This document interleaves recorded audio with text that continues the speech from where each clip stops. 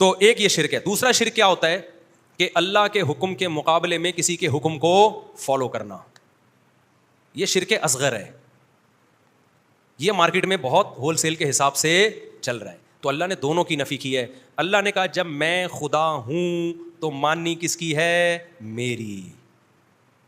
ہم کلچر کو خدا مانتے ہیں, اللہ کو خدا نہیں مانتے. افرأیت من اتخذ الہہ ہواہ, اے مخاطب کیا تو نے دیکھا جس نے اپنی خواہشات کو خدا بنایا ہوا ہے.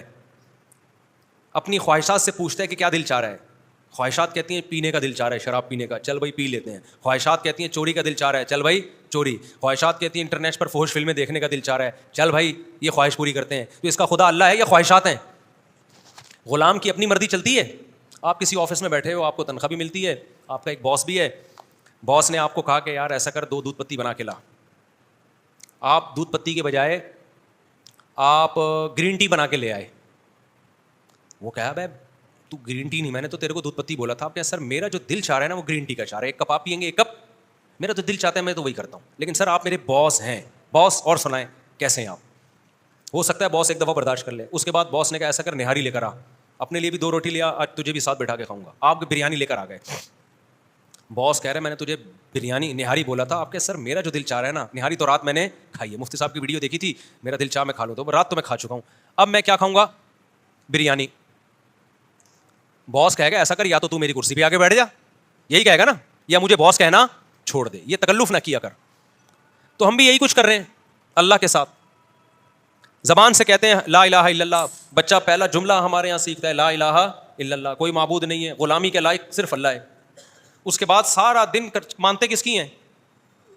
اپنی. اللہ نے کہا فجر کی نماز پڑھو, میں نے کہا دل نہیں چاہ رہا یار. آج میرے پرانے دوست آئے, بڑے پکے نمازی تھے, میں نے کہا 5 نمازیں پڑھو, کہہ رہے 4 پڑھ رہا ہوں, 5ویں نہیں ہو پا رہی, فجر نہیں ہو پا رہی. تو میں نے کہا خرید کوئی پیکج ویکج ہے فجر کا آپ کے پاس, کوئی معاف کروا لیا ہے. کیوں نہیں ہو پا رہی بھائی؟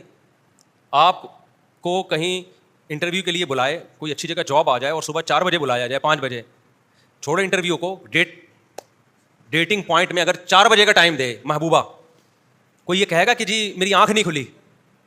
بولو نا, کوئی بھی نہیں کہے گا بھائی. تو بات یہ کہ جب اللہ ہے, اور خدا کی قسم اللہ جو دیتا ہے نا, فجر کی اذان میں اللہ نے الصلاۃ خیر من النوم کا الگ سے لفظ ایڈ کروایا کہ نماز نیند سے بہتر. یہ جو مزے تمہیں آ رہے ہیں نا, یہ مزے اس مزے کے مقابلے میں کچھ بھی نہیں ہے جو نماز کے بعد تمہیں ملیں گے, دنیا میں بھی اور آخرت میں بھی. سب سے لذیذ نماز اللہ نے فجر کی رکھی ہے, سب سے مزے کی نماز جماعت کے ساتھ.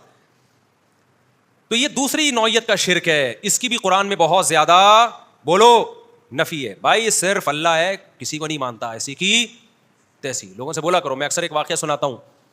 ہمارے حضرت بتایا کرتے تھے کہ اسلام آباد میں ایک آدمی کا جاب ملی, وہ بندہ پہلے ہی نماز نہیں پڑھتا تھا. تو انٹرویو کے دوران انہوں نے کہا بھائی آپ کو نماز پڑھنے کی اجازت نہیں ہوگی. اس نے کہا مجھے نہیں چاہیے ایسی جاب. اس نے کہا یار آپ پہلے سے تو نمازی لگ نہیں رہے ہو کوئی شکل وکل سے. اس نے کہا میں نہیں پڑھتا, لیکن تمہارے کہنے پہ چھوڑوں یار, یہ کوئی طریقہ؟ بولو, یہ تو اللہ سے بھی آگے تمہیں لے کے جا رہا ہوں میں. یعنی باقاعدہ میں ایسی جاب رکھوں جس میں نماز نہ پڑھنے کی پرمیشن حکم ہو. ایسی جاب پہ 100 دفعہ لعنت.